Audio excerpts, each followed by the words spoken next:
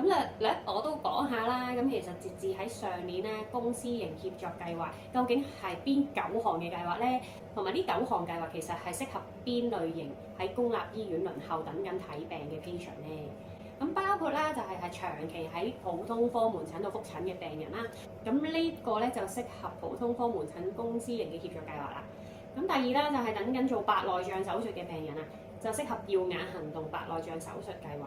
接受緊治療嘅末期腎衰竭病人咧，其實就適合共識計劃嘅。而接受緊治療嘅癌症病人就適合公私營協作放射診斷造影計劃啦。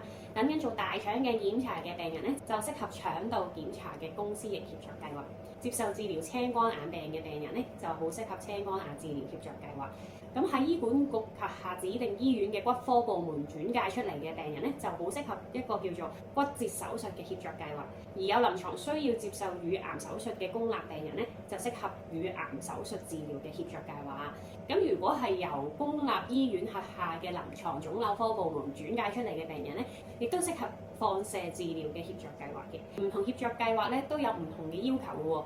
咁而服務緊嘅病人都有機會因為唔同嘅計劃，亦都需要自付金額嘅。咁不過好處咧就係講緊個價錢真係比私家醫院低啦。咁而輪候嘅時間亦都相對嚟講比公立醫院快啦。